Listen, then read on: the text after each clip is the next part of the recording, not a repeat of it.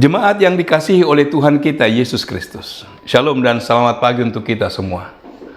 Firman kehidupan di pagi hari ini tertulis dalam kitab 1 Korintus pasal 1 ayat 28 sampai ayat 29.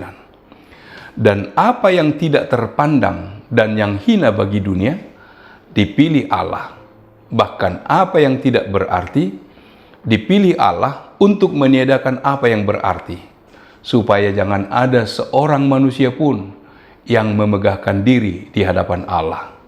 Demikian firman Tuhan. Saudara-saudara yang dikasihi oleh Tuhan kita Yesus Kristus, firman Tuhan berkata, sebab yang bodoh dari Allah lebih besar hikmatnya daripada manusia, dan yang lemah dari Allah lebih kuat daripada manusia. 1 Korintus 1 ayat 25. Itu berarti bahwa bagi mereka yang akan binasa, pemberitaan tentang Dia, Yesus Kristus anak tunggal Allah Bapa, adalah suatu kebodohan. Namun tidak demikian halnya dengan kita dan semua orang percaya. Pemberitaan tentang Dia dan kebenaran firman-Nya yang membawa sukacita dan damai sejahtera adalah kekuatan Allah. Bagi orang-orang Yahudi pada zaman itu, boleh jadi firman dan kebenarannya adalah suatu batu sandungan. Namun bagi orang-orang bukan Yahudi yang menerima dan kemudian percaya kepada firman Allah dan kebenarannya adalah suatu kebodohan di hadapan Allah. Mereka, baik orang Yahudi maupun bukan orang Yahudi, yang dipanggil dan diselamatkan adalah orang-orang bersyukur dan diberkatinya, karena mereka percaya bahwa Yesus Kristus adalah kekuatan Allah dan hikmat Allah. Dalam 1 Korintus 1 ayat 27 dikatakan, tetapi apa yang bodoh bagi dunia dipilih Allah untuk memalukan orang-orang yang berhikmat, dan apa yang lemah bagi dunia dipilih Allah untuk memalukan apa yang kuat. Paulus menyatakan bahwa Tuhan Allah memilih orang yang bodoh bagi dunia untuk memalukan orang-orang yang berhikmat. Bahwa orang yang tidak berpengetahuan dan tidak berpendidikan tinggi dipilih Tuhan Allah untuk mempermalukan orang-orang cerdik pandai. Yesus Kristus memilih orang-orang yang tampak lemah dan tidak berdaya untuk membuat malu orang-orang yang kuat secara duniawi. Bagi orang-orang Israel yang tegar tengkuk adalah suatu kebodohan untuk menerima ajaran Yesus Kristus yang membawa sukacita dan damai sejahtera. Oleh sebab itu, maka Allah memilih orang bodoh, orang hina, dan tidak berarti untuk mempermalukan mereka yang sombong dan keras hati. Allah memilih orang bodoh, orang hina, dan tidak berarti untuk menghadapi orang-orang yang tegar tengkuk, sombong, angkuh, keras kepala, dan keras hati. Tuhan Allah kita memilih orang-orang bodoh untuk memberitakan Injil Kerajaan Surga kepada orang-orang yang mengejek, mengolok-olok, dan menghina firman Allah, hikmat, kasih setia, dan kasih karunia-Nya. Kehendak dan hikmat Tuhan Yesus memilih dan menetapkan Simon Petrus dan Andreas saudaranya, dan Yakobus anak Zebedeus dan Yohanes saudaranya untuk memberitakan firman-Nya. Mereka semua adalah para nelayan miskin, tidak terpelajar, tidak terdidik, dan tidak terpandang. Namun mereka dipilih dan dipanggilnya untuk mengabarkan dan mengajarkan firman-Nya.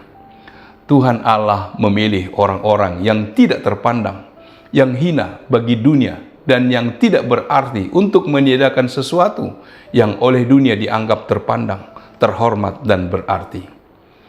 Tuhan Allah membuat segala sesuatu yang dianggap oleh dunia terlihat disegani, dihormati, bermartabat, dan berkedudukan, menjadi sesuatu yang tidak bernilai, tidak berharga, dan tidak berarti di hadapan Allah. Firman Tuhan berkata, dan apa yang tidak terpandang dan yang hina bagi dunia dipilih Allah.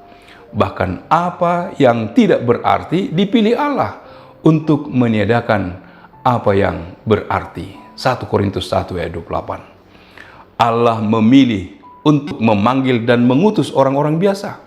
Sejak zaman para nabi dalam perjanjian lama hingga murid-murid Yesus dalam Perjanjian Baru, menurut Paulus, Allah memilih bukan berdasarkan kriteria pilihan dunia.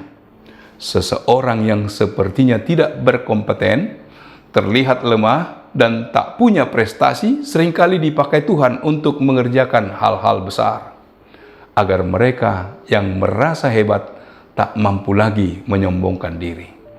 Oleh sebab itu, tak ada alasan bagi kita yang telah terlibat dalam pekerjaan Allah merasa tinggi hati, dan yang belum memilih terlibat merasa berkecil hati.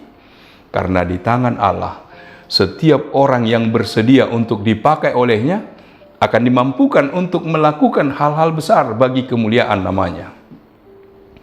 Banyak orang ragu dan enggan untuk terlibat dalam pekerjaan Tuhan karena merasa tak punya pengalaman, merasa belum melakukan sesuatu yang berarti dan terpuji. Melakukan pekerjaan Allah tidak bergantung pada prestasi, titel, gelar, dan latar belakang seseorang. Dalam pekerjaan Tuhan yang dibutuhkan adalah bersedia untuk melayani. Allah sendiri yang akan memperlengkapi agar kita siap dipakainya. Amin. Marilah kita berdoa. Bapa di surga, terima kasih Tuhan. Engkau telah menyapa kami melalui firman-Mu. Apa yang tidak terpandang dan yang hina bagi dunia, Engkau pilih. Bahkan apa yang tidak berarti, Engkau pilih untuk menyediakan apa yang berarti, supaya jangan ada seorang manusia pun yang memegahkan diri di hadapan Allah. Siapapun kami tidak dapat memegahkan diri kami, sebab segala sesuatu yang Engkau berikan kepada kami adalah untuk melayani Engkau. Biarlah kami tetap melakukan tugas dan pekerjaan kami, dan di dalam semuanya, Tuhanlah yang memberkati, agar kami dapat bersukacita menjalani kehidupan kami. Dalam nama Yesus kami berdoa dan mengucap syukur. Amin. Anugerah dari Tuhan kita Yesus Kristus, kasih setia dari Allah Bapa serta persekutuan dengan Roh Kudus, kiranya menyertai kamu sekalian. Amin.